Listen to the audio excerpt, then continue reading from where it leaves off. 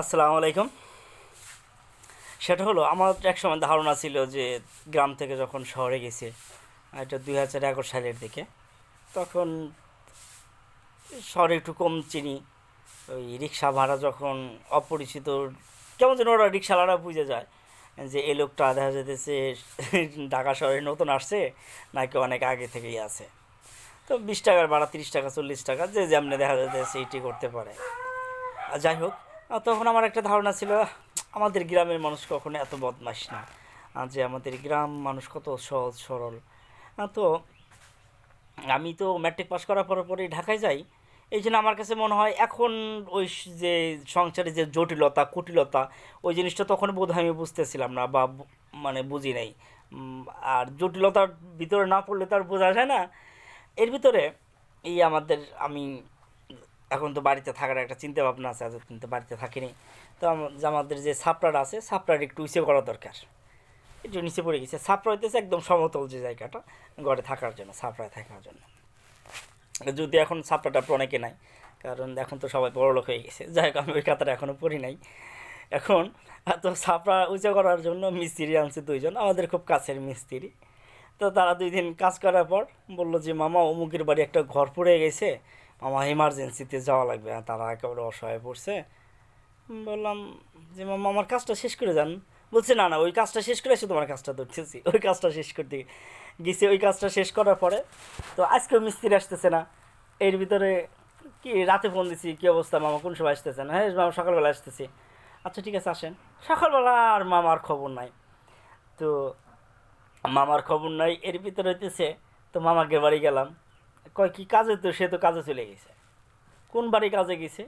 এই উড়ে গাদা না বড়াটে নাম নিল, বললো কোন মিস্ত্রির সাথে গেছে। এই যাদের ফোন দিয়েছি তারা ফোন ধরতেছে না।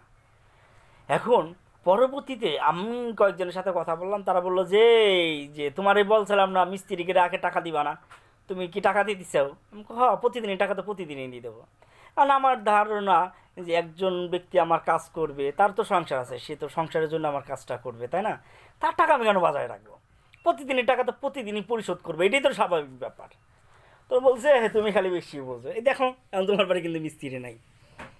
এখন তো ওই এখন তাহলে এটা কি মিস্ত্রি মনে করেন? এর ভিতরে আমার কাছে মনে হলো যে মিস্ত্রি এমন কেন করে। তখন ওই যে যে বাড়িতে গেছিলাম, যে মিস্ত্রি, সে যে মামা বাড়িতে, মামানি বললো যে ভাগ্নে শোনো, মনে করো আগেও আমি এরকম ভাবতাম তোমার মামার সাথে বিয়ে হওয়ার আগে। এখন মনে হয় যে মনে করো তোমাকে বাড়ি কাজ শেষ, তোমাকে বাড়ি কাজ শেষ হওয়ার পর তখন দেখা যেতেছে কী করবে তোমার মামা, তোমার মামার কিন্তু বসে থাকা লাগবে। বললাম বসে থাকবে কে? কৌ যে সে যে কাজ ছাড়িয়ে দিয়েছে, কাজ তো আরেকদিন ধরে গেছে, কাজ তো আর সবসময় আসে না। যখন কাজ আসে ওই সময় তার ধরা লাগবে, ওই সময় যদি না সে ধরতে পারে তাহলে তো বাকি সময়টা তার বসে থাকা লাগবে, অপেক্ষা করা লাগবে তার আবার কোন সময় কাজ আসে। এই জন্য সে তারা কী করে, ওই জায়গায় জায়গায় দেখা যাইতেছে জায়রে, এটাকে বলা হয় পাতা বিছানো, ওই জায়রে পাতা বিছানো, পাতা বিছায় রাখে। অনেকটা এমন দেখা যেতেছে আপনি সবগুলো রুটি তো আর একসাথে খেতে পারবেন না, কিন্তু আপনার সামনে যে আপনার প্রতিদ্বন্দ্বীগুলো আছে তারা রুটি খেয়ে যেতে পারে। আপনি কী করলেন, সব রুটিতে একটা করে কামড় দিয়ে রাখলেন বা একটু থুতু দিয়ে রাখলেন, যে আমি কিনলাম এগুলো থুতু দিয়ে রাখছে, তোরা করলাম কেউ খাইস না। অনেক সময় যে আমরা বন্ধুরা যে ম্যাচে একসাথে খাইতে বসতাম, ডিম রেখে যেতাম, একজন থুতু দিয়ে রেখে যেত। থুতু দিয়ে রেখে যেত এই কারণে, কারণ ও যে লবণ আনতে গেছে, লবণ আনতে আনতে দেখা যেত ওর ডিম সাবার হয়ে যাবে। কিছু বন্ধু আছে থুতু টুতু মানতো না, এমনি খাওয়া ফেলাইতো। যাই হোক, পরবর্তীতে আমার কাছে মনে হয় আসলে জীবনটা কত জটিল। আবার ওই যারা লাঙল বায় জমি চাষ করে, তারা কি করে, একজনের জমি অর্ধেকখানি চাষ করবে, পুরোটা চাষ করবে না। সে কি করবে, আবার 4-5টা জমি এইভাবে অর্ধেক অর্ধেক করে চাষ করে রেখে আসবে। তারপর সে এক পাশ থেকে চাষ করবে। এতে সে কী করলো, তার পুরো কাজের যে একটা প্ল্যান, পুরো মাসের কাজের একটা সে প্ল্যান করে রাখলো। আমি কখনো এত ডিপলি মানে চিন্তা ভাবনা করিনি। আসলে জীবনটা খুবই জটিল। আমি মনে হইতেছে যে নতুন নতুন করে সব কিছু শিখতেছি।